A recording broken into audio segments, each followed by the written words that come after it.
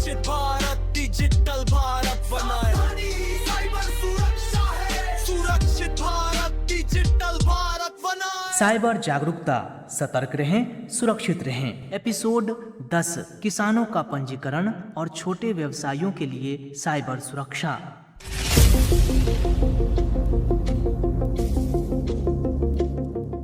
नमस्कार, अपने radio 96.9 FM में आप सभी का स्वागत है। आप सुन रहे हैं हमारी विशेष कार्यक्रम श्रृंखला साइबर जागरूकता, सतर्क रहें, सुरक्षित रहें। दोस्तों, आज के डिजिटल दौर में किसान हो या छोटे व्यवसायी, ऑनलाइन सेवाएं और डिजिटल भुगतान उनकी जिंदगी का महत्वपूर्ण हिस्सा बन चुके हैं। लेकिन इसी के साथ साइबर ठगी के खतरे भी बढ़ते जा रहे हैं। आज के इस विशेष अंक में हम बात करेंगे किसानों के पंजीकरण और छोटे व्यवसायियों के लिए साइबर सुरक्षा की। हमारे साथ रहेंगे श्री मनोज कुमार, ACP दिल्ली पुलिस से, जो बताएंगे कि साइबर अपराधियों से कैसे बचें और कैसे डिजिटल माध्यमों का सुरक्षित उपयोग करें। अपना रेडियो 96.9 FM।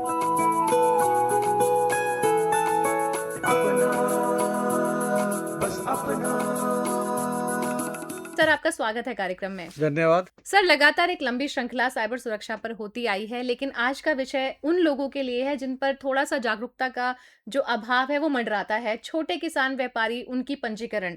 ये जो साइबर ठग हैं, ये कैसे उनको अपना निशाना बना लेते हैं? देखिए, आपने बहुत अच्छा एक विषय उठाया है, क्योंकि ये एक ऐसा तबका है जो थोड़ा भी हाशिए पे है, जिसके बारे में बहुत ज़्यादा लोग अभी ज़्यादा ध्यान आया नहीं है। अब आप देखेंगे कि जब कोविड के बाद साइबर डिजिटलाइजेशन बढ़ा है, साइबर का यूज़ ज़्यादा बढ़ा है, तो स्मार्टफोन या लैपटॉप या टैब, ये सारे के सारे गांव तक पहुंच गए हैं। बहुत सारी सरकारी सरकार की सुविधाएं हैं, वो डिजिटल माध्यम से इनके पास पहुंच रहे हैं। उस चीज़ को ध्यान में रखते हुए कि डिजिटलाइजेशन बढ़ा है, ताकि कि समय की जो पाबंदी है उसको पार किया जा सके, इसलिए ये डिजिटलाइजेशन बढ़ा। अभी क्या हो रहा है कि साइबर क्रिमिनल्स को और भी नए ये टारगेट्स मिल गए हैं। इसमें सबसे बड़ी बात यह है कि जो उन साइबर का जो ज्ञान कम रखते हैं, जिनको डिजिटल अवेयरनेस कम है, साक्षरता कम है, वो लोग इसके अंदर जल्दी विक्टिम बन जाते हैं। इसी कारण से डिजिटलाइजेशन ज़्यादा होने की वजह से, साक्षरता कम होने की वजह से ये देखा गया है कि साइबर जो क्रिमिनल्स हैं, गांव के लोगों को या छोटे व्यापारियों को जल्दी टारगेट कर रहे हैं और वो जल्दी विक्टिम बन भी रहे हैं। इसी कड़ी में NCRB का डाटा आया है, जिसके अंदर ये पाया है कि साइबर क्राइम अब गांव में या छोटे जो क्षेत्र हैं, देश के सुदूर क्षेत्र हैं, उसके अंदर ज़्यादा बढ़ रहा है। आजकल इतने सारे खतरे डिजिटल वर्ल्ड को लेकर बढ़ रहे हैं। एक ऐसी दुनिया है जो दिखाई नहीं देती। आखिर ये इतना लार्ज कैसे हो गया है और किस तरह से विस्तार हुआ है इस खतरे का? जी, देखिए, क्या होता है कि आपने देखा कि जैसे ही कोविड आया, उसके बाद डिजिटलाइजेशन हिंदुस्तान में बहुत बड़ा है, पूरा वर्ल्ड वाइड बड़ा है। हर चीज़ अब डिजिटलाइज हो रही है। मैं आपको एक थोड़ा सा डाटा देना चाहूँगा कि करीब एक दिन में 75 करोड़ ट्रांजैक्शंस, डिजिटल ट्रांजैक्शन एक दिन में होती हैं, 24 घंटे में। अब आप देखेंगे कि उसमें करीब 30,000 करोड़ रुपए से ज़्यादा का ट्रांजैक्शन एक दिन के अंदर इसी डिजिटल ट्रांजैक्शन से हो रहा है, जिसमें से 85% जो ट्रांजैक्शन है वो UPI से होती हैं। ये इतना बड़ा एक आपके पास एरिया है, तो साइबर क्रिमिनल्स को बहुत ज़्यादा एल्योर करता है, उनको बड़ा ल्यूक्रेटिव है। अगर आप उसके अंदर थोड़ा सा भी अपने आप को सेफ नहीं कर पाते हैं या आप अवेयर नहीं रह पाते हैं, तो बहुत बड़े चांस होते हैं कि क्रिमिनल आपको टारगेट करे और आपका कहते हैं क्रिमिनल साइबर विक्टिम बना दे, आपका पैसा ले जाए और आपका डाटा भी चुरा ले। पैसा ले जाए या डाटा ले जाए, दोनों चीज़ें बहुत इंपॉर्टेंट होती हैं किसी भी आदमी के लिए। और कई बार देखा गया कि एक ही वो आप OTP आपने क्या कहते हैं शेयर कर दिया या कोई लिंक दबा दिया, तो आपके जीवन भर की कमाई एक ही झटके में क्रिमिनल के पास चली जाती है।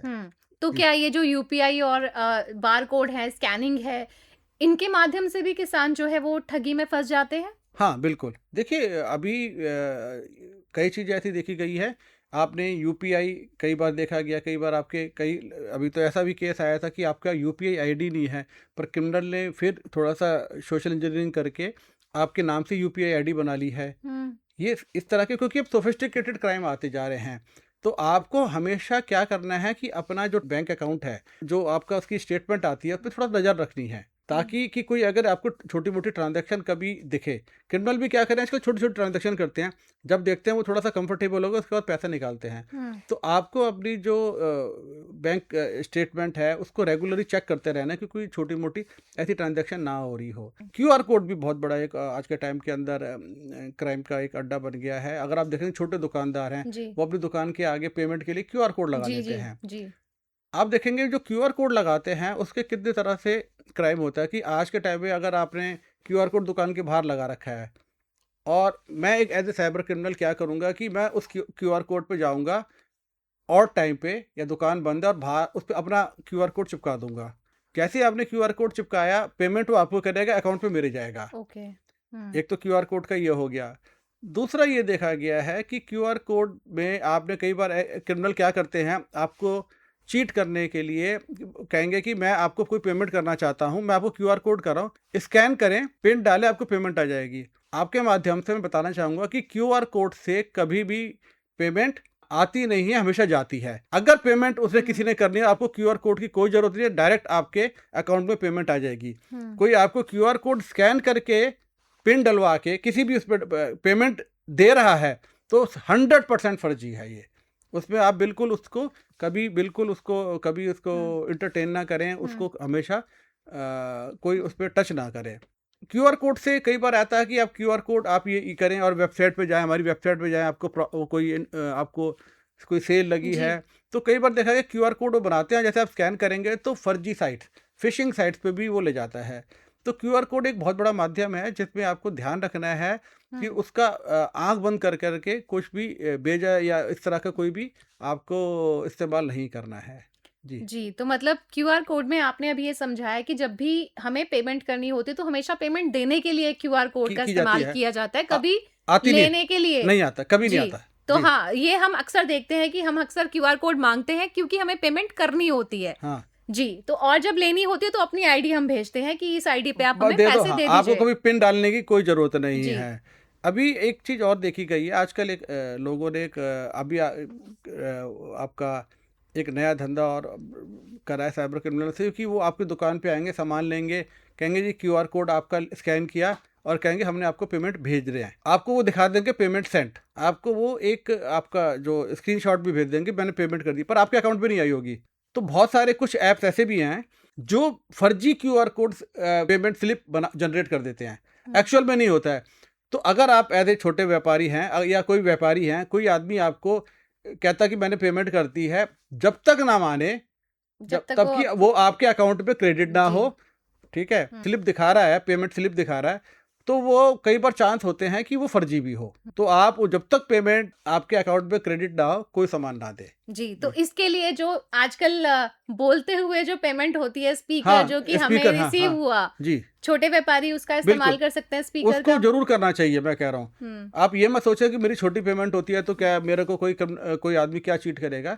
पर बहुत सारे चांसेस होते हैं और ऐसे बहुत सारे केस आए हैं कि जिसके अंदर जो आदमी आया है उसने आप दिखाया कि मैंने पेमेंट कर दी है, या कई बार वो बोलता कि मेरे पास ट्रांजैक्शन में कुछ शायद इशू आ रहा है तो मैं आपको पेमेंट थोड़ा लेट आएगी, आप सामान मत दें उसको जब तक।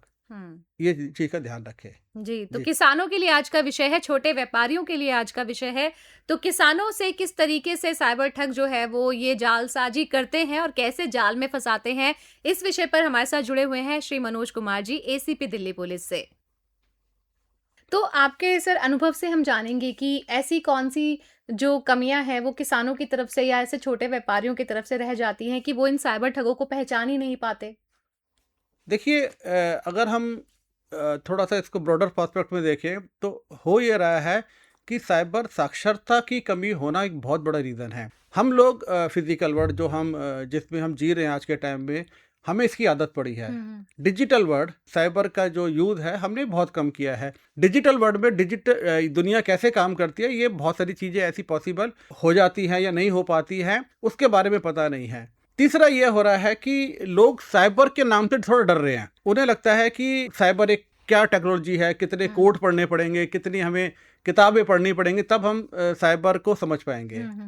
ये बेसिकली नहीं है इसका। साइबर का जो, अगर आपको साइबर से बचना है, साइबर क्राइम से बचना है, तो आपको जो अपने मानसिक जो आपका संतुलन है उसको उस वक्त पे बड़ा संतुलित रखना पड़ेगा, ताकि कि कोई साइबर अटैक आए और वो आपको विक्टिम ना बना पाए। उसी एक जो श्रृंखला में सबसे बड़ी चीज जो आती है, जिसे हम बोलते हैं कि सोशल इंजीनियरिंग। साइबर क्रिमिनल कभी भी, वो भी कोई बड़ा साइबर एक्सपर्ट नहीं होता, पर वो सोशल इंजीनियरिंग करता है। सोशल इंजीनियरिंग बेसिकली क्या है कि वो आपके माइंड को हैक करेगा और आपके माइंड से ही वो आपकी इंफॉर्मेशन निकालेगा और आपको विक्टिम बनाएगा। जैसे कोई आदमी साइबर क्रिमिनल आपको फ़ोन करता है और बोलता है कि मैं बैंक से बोल रहा हूँ, आप अपना OTP दीजिए, आपकी कोई एक किश्त रुकी पड़ी है, या कोई आपका जैसे PM का कोई किसान योजना के अंदर आपका कोई पैसे रुके पड़े हैं और आप OTP दे देते हैं। इसमें अगर आप देखेंगे कि साइबर तो कहीं हुआ ही नहीं है। हुआ क्या है कि उसने सिर्फ सोशल इंजीनियरिंग करके आपको माइंड को ये बता के कि मैं एक सरकारी आदमी बोल रहा हूँ, मैं बैंक से बोल रहा हूँ, आपको पैसे देना चाहता हूँ, और वो आपसे आपकी OTP ले लेता है। तो ये एक बहुत बड़ा इशू है। तो साइबर में सुरक्षा के लिए सबसे पहले आपको सोशल इंजीनियरिंग के जो है उसको समझना पड़ेगा, और वो बहुत सिंपल चीज़ है। उसमें सबसे बड़ी बात यह है कि आपको ये नहीं बताना कि आपको OTP नहीं देना, आपको CVV नहीं देना, आपको कोई अपनी पर्सनल डिटेल नहीं किसी से शेयर करनी। अगर आप नहीं करते हैं तो बहुत ज़्यादा चांस है कि आप साइबर के विक्टिम नहीं बन पाएंगे। जी। तो जब किसानों की बात आती है सर, तो अब जैसे आपने बोला कि ये उन्हीं बातों का फायदा उठाते हैं जिस फील्ड से व्यक्ति जुड़ा हुआ होता है। तो किसान निधि पत्र हैं, बहुत सारी योजनाएं हैं, सरकारी योजनाएं हैं। तो क्या ये लोग पहले इस चीज की भी रेकी करते हैं, क्या रिसर्च करते हैं इसके ऊपर कि कैसे किसी को निशाना बनाना है? देखिए, दो तरह से साइबर क्रिमिनल अटैक करते हैं। एक तो फिशिंग अटैक होता है। फिशिंग अटैक क्या होता है कि वो एक साथ ही 1000, 2000, 5000, 10,000 लोगों को कोई लिंक या कोई इन्फॉर्मेशन भेजते हैं। उस पर आप जो आप इसके अंदर फंस गया तो उसको वो आगे फर्दर प्रोसीड करते हैं। जैसे कि हम फिशिंग का वर्ड कहाँ से आया? फिशिंग का वर्ड आया था जैसे मछली पकड़ने के लिए जाते हैं। तो मछली पकड़ने के लिए जब हम जाते हैं तो हम जब कांटा डालते हैं उस पर एक चारा लगाते हैं। चारा लगाने के बाद आप देखेंगे कि हम ये तो नहीं सोचते कि कौन सी मछली पकड़नी है। वो जो भी चारा के लालच में जो भी मछली उस चारे को खाने चाहेगी और वो कांटे में फंस जाती है और वो फंस जाती है, उसे फिशिंग बोलते हैं। दूसरा एक क्राइम होता है जिसे बोला जाता है, जैसे आपने बताया कि कोई रेकी करते हैं या कोई डाटा होता है, तो वो कई बार क्या होता है, हमारा डाटा या तो हम खुद गलती से या किसी और कारण से क्रिमिनल के साथ शेयर कर देते हैं, या बहुत सारा डाटा जहाँ पर हमारा डाटा सेव होता है वो डाटा कोई क्रिमिनल उसे हैक करके वो डाटा ले जाता है। उसमें क्रिमिनल के पास एक स्पेसिफिक डाटा होता है। तो जब वो आपको कॉल करेगा और वो आपको कुछ ऐसी इन्फॉर्मेशन बताएगा जो आपकी बहुत पर्सनल है, इसका मतलब ये नहीं है कि वो बैंक से बोल रहा है। हो सकता है कि आपका जो डाटा लीक हुआ है किसी भी फॉर्म में, उसको वो पता है। और वो बहुत सारा डाटा आज देखेंगे कि जो आप कुछ ऐसे प्लेटफॉर्म्स हैं, डार्क वेब है, वहाँ पर आपका डाटा मिल जाता है। तो वहाँ से वो डाटा उठाता है, खरीदता है या उठाता है और आपको विक्टिम बनाने की कोशिश करता है। तो कोई भी आदमी आपको लालच, डर, अर्जेंसी या कोई अथॉरिटी बनके आपको कभी भी कुछ इस तरह से टारगेट करे, तो आपको ये पहले सोच लेना है कि ये कहीं साइबर क्राइम तो नहीं है, ये सोशल इंजीनियरिंग का पार्ट है। वो किसान या वो व्यापारी वेबसाइट को, जो कि सरकारी वेबसाइट है, और कोई फर्जी पोर्टल है, उसका जो अंतर है वो कैसे समझ सकते? देखिए, जब साइबर क्रिमिनल कोई भी अटैक करता है, बड़ा सोफिस्टिकेटेड करता है, और ये बहुत आज के टाइम में जब डिजिटल वर्ल्ड में इजी भी है। बहुत सारे तरीके होते हैं। सबसे पहले तो आपको ये देखना होता है कि कोई भी सरकारी अधिकारी हो, जो आपको एक्चुअल सरकारी अधिकारी हो, बैंक अधिकारी हो, वो कभी आपसे OTP नहीं मांगेगा, सभी CVV नहीं मांगेगा, कभी कोई ऐसी डिटेल नहीं मांगेगा जो आपकी निजी पर्सनल हो। अगर कोई आदमी मांग रहा है तो आपको सबसे पहले समझ जाना चाहिए कि ये एक फर्जी कॉल हो सकती है, तो आपको उसी वक्त रिएक्ट करना पड़ेगा। अपनी कोई भी इंफॉर्मेशन को नहीं देना है। दूसरी बात देखा गया है कि कुछ ऐसी वेबसाइट्स आती है, वो वेबसाइट्स में आप देखेंगे कि जैसे अगर PM किसान योजना से है तो pmkisan.gov.in है। अच्छा। तो वो जो .gov.in है, जो उसका एंड में लगा होता है, उसको आप जरूर देख रहे हैं। सरकारी जो साइट्स होती हैं उसमें देखेंगे .gov.in अगर लिखा है तो वो सरकार की है। लेकिन कई बार क्रिमिनल क्या करते हैं, तो क्योंकि उनको वो तो गवर्नमेंट के जो पोर्टल्स होते हैं वो तो उनको नहीं मिल पाएंगे, तो वो क्या करते हैं .in लगा दिया, कुछ भी PM किसान योजना .in कर दिया, या तो ये अगर इस तरह की चीज़ आ रही है तो उन्हें समझ लेना चाहिए कि यहाँ कुछ गड़बड़ है और वहाँ पर आपको उस साइट पे नहीं विजिट करना, कोई इन्फॉर्मेशन नहीं करनी है।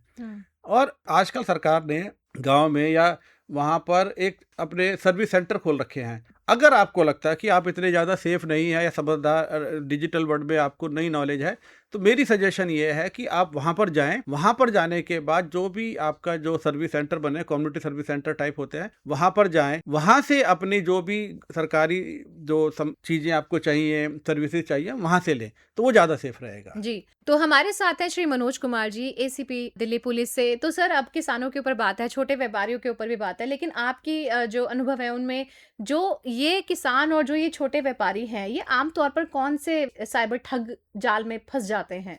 देखिए, आज के टाइम में साइबर क्राइम के अंदर बहुत तरह के क्राइम चल रहे हैं। जनरली इनका जो फंसने का एक दो रीज़न होते हैं। या तो ये इनका जो नुकसान होता है वो फाइनेंशियल होता है, उनके बैंक से सारे पैसे निकल जाते हैं, या जो इनका डाटा होता है वो डाटा कहीं ना कहीं कंप्रोमाइज़ हो जाता है। आजकल कई चीज़ ऐसी देखी गई है कि अगर आपका बैंक अकाउंट कंप्रोमाइज़ हो गया है तो बैंक अकाउंट कंप्रोमाइज़ होने के बाद उससे जुड़ी कोई एफडी है, साइबर क्रिमिनल वो भी तुड़वा लेगा, आपके नाम से लोन ले लेगा। तो आपको ये सब चीज़ों का ध्यान रखना है कि जब भी आपकी जो भी डिजिटल आपकी एसेट्स हैं या डिजिटल अकाउंट्स हैं, डिजिटल पेमेंट्स हैं, इन सब के बारे में बड़ा ध्यान रखना है। इसीलिए ये कहा जाता है बार बार कि आपकी कोई भी पर्सनल इन्फॉर्मेशन है, जो डिजिटल इन्फॉर्मेशन है, आपकी पर्सनल इन्फॉर्मेशन है, कभी शेयर ना करें।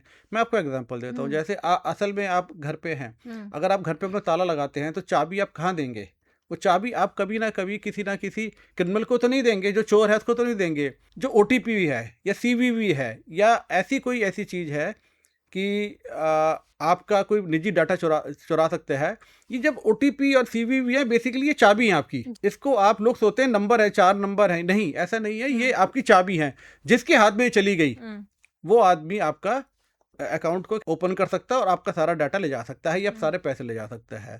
एक चीज़ का और ध्यान रखना पड़ेगा कि जब हम लोग साइबर डिजिटल वर्ल्ड में काम करते हैं तो हमारे एक पॉलिसी है कि नो ट्रस्ट पॉलिसी। हम डिजिटल वर्ल्ड में कौन आदमी आपसे बात कर रहा है, कैसे बात कर रहा है, वो बैंक वाला है, सरकारी अधिकारी है, क्रिमिनल है, ये पता करना बहुत मुश्किल होता है। क्योंकि जो साइबर क्राइम है वो फेसलेस है, बाउंड्रीलेस है। वो बैठा कहाँ पर है, कैसे काम कर रहा है। उसके लिए हमें क्या करना है कि जब भी आपको कोई भी आदमी आपको कॉल कर रहा है, अपने आप को कोई अधिकारी बता रहा है, तो उसमें 4 चीज़ें मेरे एक्सपीरियंस के हिसाब से अगर वो कर रहा है तो आपको इमीडिएटली अलर्ट हो जाना है। जीरो ट्रस्ट पॉलिसी को एक्टिवेट करना है अपने माइंड के अंदर। पहली, या तो वो आपको लालच दे रहा है, दूसरा आपको वो कोई अर्जेंसी दिखा रहा है, तीसरा वो आपको कोई डर दिखा रहा है, या कोई अथॉरिटी कि कोई पुलिस अफसर बन के या कोई आपको कस्टम अधिकारी बन के, बैंक कोर्ट का अधिकारी बन के, कोई भी इस तरह का दिखाता है। जब ये 4 चीज़ अगर आपके से कोई आदमी फ़ोन पर, खासकर डिजिटल वर्ल्ड में, आपको ये बन के आपसे कुछ इन्फॉर्मेशन या कुछ भी ऐसा चीज़ मांग रहा है जो आपकी पर्सनल है, तो आपको जो जीरो ट्रस्ट पॉलिसी को एक्टिवेट करना है और इमीडिएटली आपको अपने उस फ़ोन को मेरे हिसाब से कट ही कर दें और आप अपने जो लोकल पुलिस स्टेशन हैं आप इमीडिएटली कंप्लेंट इस तरह से कर सकते हैं। तो अगर किसी के साथ ये धोखाधड़ी हो जाती है तो फिर उनको जल्दी में कौन-कौन से कदम उठाने चाहिए? हाँ, ये बहुत अच्छा क्वेश्चन है। हो क्या रहा है कि पहले लोगों को साइबर क्राइम का बारे में ज़रा कम पता है। अगर हो जाता है, अभी भारत सरकार ने उसमें I4C ने भी इस पे के माध्यम से बहुत अच्छे कदम उठाए हैं। उसको आप अगर देखेंगे कि अगर आपके साथ कभी साइबर क्राइम हो जाता है तब भी आपको घबराना नहीं है। सबसे पहले आपको क्या करना है कि अपने बैंक को इमीडिएटली कॉल करना है। इमीडिएटली कॉल करने के बाद आप देखेंगे कि उनसे अपने सारे बैंक अकाउंट, अपने सारे जो डिटेल्स और पर्सनल डिटेल हैं, उनको इमीडिएटली ब्लॉक करा दीजिए। ब्लॉक कराने से फ़ायदा ये होगा कि क्रिमिनल उसको दोबारा कोई पैसा नहीं निकाल पाएगा। तीसरी बात आपको क्या करनी है कि उसके बाद आपका एक पुलिस का, या आप कहेंगे कि I4C से जारी किया गया एक कॉल सेंटर है जिसका नंबर है 1930। 1930 में आप कॉल करेंगे। और 1930 क्यों कॉल करना चाहिए, इसका एक बहुत इंपॉर्टेंट इशू है। 1930 कॉल करेंगे तो होगा क्या कि वो इमीडिएटली आपसे 3-4 चीज़ें पूछेगा, जिसमें बैंक आपका बैंक नंबर है, बैंक अकाउंट है, UTR होता है, UTR means unique transaction record. जो भी ट्रांजैक्शन उसका एक रिकॉर्ड होगा, आपका मोबाइल नंबर, डेट और टाइम, ये सब चीज़ें पूछेगा। जैसे ही आप कॉल सेंटर पे 1930 में जब कॉल टेकर होते हैं हमारे, जो वो भी पुलिस अधिकारी होते हैं अधिकतर, उनको जैसे ही आप इन्फॉर्मेशन देंगे तो जो भी पैसा आपका जो भी पैसा आपका चीट हुआ है वो पैसे को ट्रैक करना शुरू करेंगे रियल टाइम में। और वो पैसा अगर बैंकिंग चैनल से बाहर नहीं निकला है तो इमीडिएटली वो पैसे को रोक दिया जाएगा और उसके बाद वो पैसा आपके अकाउंट में वापस आएगा। उसका एक प्रोसीजर है, अभी शुरू हुआ है, जिसमें हम मनी रेस्टोरेशन मॉड्यूल बनाया गया है, उसके थ्रू हम पैसा वापस देते हैं। और काफ़ी ह्यूज अमाउंट है जो भारत सरकार ने कि जो इस माध्यम से जो साइबर विक्टिम्स का पैसा जो क्रिमिनल के पास जाने से पहले रुक के और उनको वापस दिया गया है। इसमें एक चीज़ और ऐड करना चाहूँगा, हो क्या रहा है कि आज के टाइम में कई सारी ऐसी फैसिलिटीज़ आजकल आ गई हैं कि क्रिमिनल आपसे कुछ कम्युनिकेट कर रहा है, कोई बातचीत कर रहा है और उसके बातचीत करते करते वो कोई डाटा आपसे शेयर करता है, फिर वो खुद ही डिलीट करता है। अगर आपको ऐसा लगता है पीछे जैसे कि होता है कि आप डिलीट कर देता कुछ टाइम के भीतर, तो मेरी रिक्वेस्ट ये है कि आप इमीडिएटली उसको जो भी उसके स्क्रीनशॉट ले लीजिए। अगर क्रिमिनल की कॉल रिकॉर्ड कोई बातचीत हुई है, कोई रिकॉर्डिंग है आपके पास, वो सारा भी पुलिस को दीजिए। ये क्रिमिनल को ट्रैक करने में, पकड़ने में बहुत आसानी देता है। तो सर कोई ऐप भी ऐसी हैं जिनके माध्यम से अगर हमें कोई स्पैम कॉल, कोई फेक कॉल आए तो हम उसे रोक सकते हैं क्या अपने मोबाइल पे?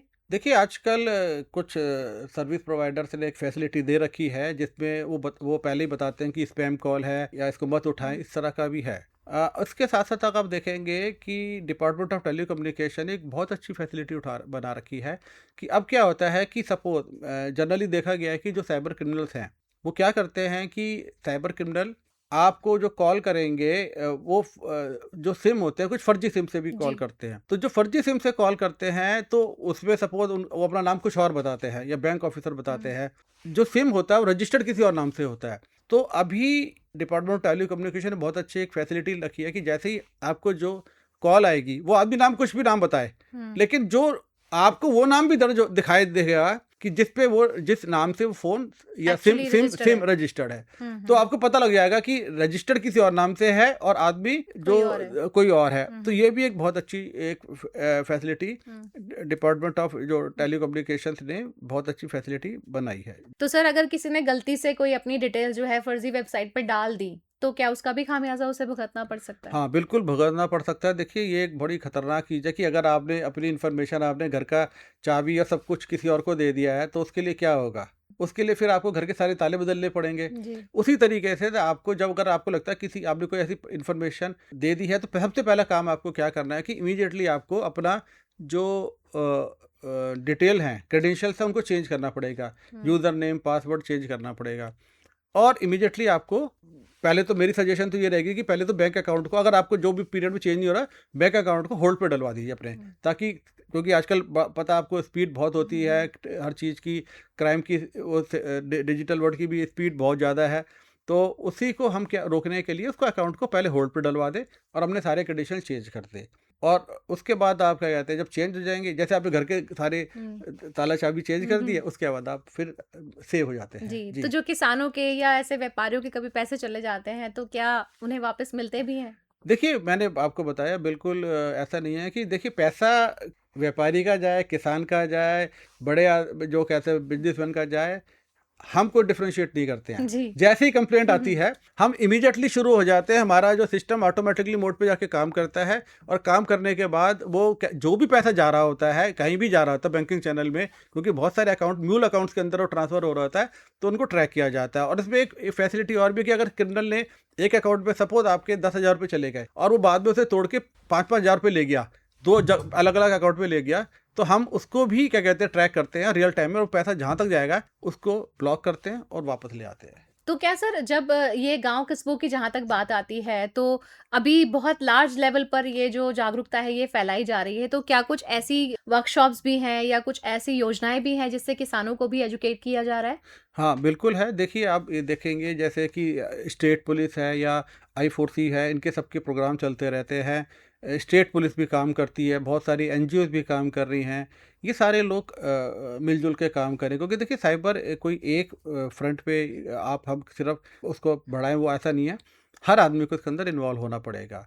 उसमें ये देखा गया कि बहुत सारे जैसे कि ग्राम पंचायत के ऑफिस हैं, वहाँ पर कुछ कई जगह नुक्कड़ नाटक हो रहे हैं, कहीं पर आप पोस्टर्स लग रहे हैं, और आजकल आप देखेंगे कि हर फ़ोन पे आप देखेंगे कि एक पहले अवेयरनेस की एक ट्यून भी आती है ताकि बताया जाता है, तो वो हर के लिए है। और उसी तरीके से मैं ये कहूँगा कि एक हमारी जो एक वेबसाइट है जिसको MHA की वेबसाइट है, जिसको www.cybercrime.gov.in, इस पर आप देखेंगे कि इस पे जब भी हमारे पास पूरा एक अवेयरनेस के बहुत सारे सेशंस हैं, बहुत सारे मटेरियल्स है कि कोई आदमी उसको विजिट करके वहाँ से भी सीख सकता है। उसी के हिसाब से I4C का एक MHA का चैनल है जिसे साइबर दोस्त बोलते हैं, उस पर भी रियल टाइम में साइबर क्राइम कैसे चल रहे हैं, कैसे उनसे बचना है, वो सारा का सारा मटेरियल उस पर ऑलरेडी अवेलेबल है। तो बहुत सारा काम बहुत सारे लेवल पे हो रहा है, इसको हम आगे बढ़ा रहे हैं। अंत में एक ऐसा जो संदेश जो कि सभी के लिए कारगर हो और कोई भी व्यक्ति साइबर ठगों के जाल में ना फंसे, क्या होगा? देखिए, मेरा जो अपना एक्सपीरियंस है उसके हिसाब से पहले ना साइबर से डरना नहीं है। बहुत सारे लोग साइबर से डरते हैं कि शायद पता नहीं कितनी बड़ी बड़ी मोटी किताबें पढ़ के ये बनाया जाता है। पहली बात ये है, तो उससे डरना नहीं है। आपको सिर्फ साइबर से लड़ने के लिए आपको जो सोशल इंजीनियरिंग है बस उसको समझना है कि कोई भी इंफॉर्मेशन आपको कोई भी मांगे, कोई मतलब कोई भी पर्सनल इंफॉर्मेशन नहीं देनी तो नहीं देनी है।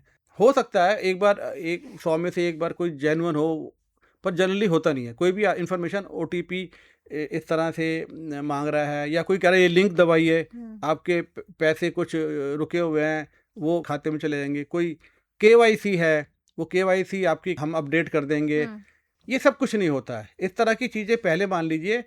अगर आपको कभी ऐसी कोई फैसिलिटी, कोई आपको ऐसा फ़ोन आता है, तो आप, मेरी सजेशन ये है कि आप सिर्फ उस, या तो जो एजेंसी है, बैंक में है तो वहाँ जाइए, पोस्ट ऑफिस है वहाँ जाइए, तो उधर जाके पर्सनली जाके काम कराइए। एक तो ये है। दूसरी बात आपको ये है कि साइबर के बारे में अवेयर रहिए।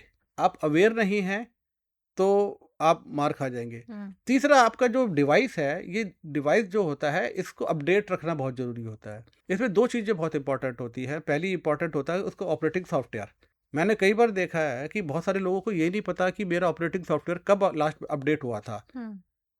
दूसरा, आपके जो ऐप हम यूज़ करते हैं वो ऐप भी बड़े समझदारी से यूज़ करनी चाहिए। जितने ज़रूरत है उतने यूज़ करें, नहीं तो ये भी आपका कई बार देखा गया कुछ ऐप्स ऐसे हैं जो आपका डाटा चुराते हैं। इनको भी अपडेट रखना है, क्योंकि इसकी जो वल्नरेबिलिटीज़ होती हैं, जो इसमें कमियां होती हैं, हम उसको अपडेट नहीं करेंगे तो क्रिमिनल उस वल्नरेबिलिटी से यूज़ करके आपके फ़ोन को हैक कर सकता है।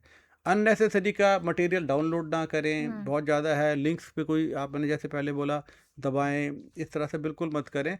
अगर आप ये सब करते रहेंगे तो ये मेरा मानना है कि आप साइबर वर्ल्ड में काफ़ी सेफ रहेंगे। तो साइबर ठगी से बचने का सिर्फ एक ही उपाय है और वो है जागरूकता। आप जितने जागरूक हैं, जितने सतर्क हैं, उतने ही ज़्यादा आप सुरक्षित भी हैं। आज इन्हीं शब्दों पर हमने जानकारी प्राप्त की और हम उम्मीद करेंगे कि मनोज जी की दी हुई जानकारी आपको काम आएगी। इन्हीं शब्दों के साथ सर, आप हमारे साथ जुड़े, आपने अपना वक्त हमें दिया, बहुत बहुत धन्यवाद आपका। थैंक यू, नमस्कार।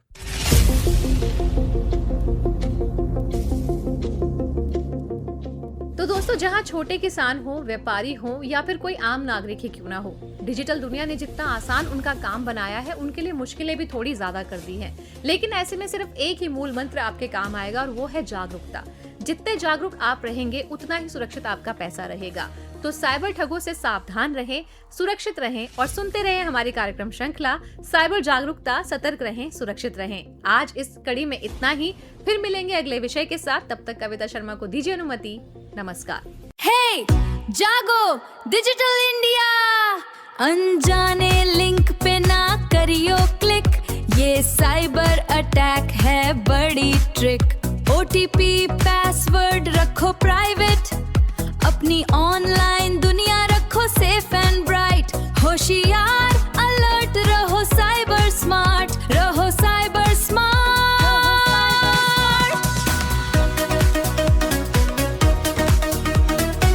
अपना रेडियो 96.9 FM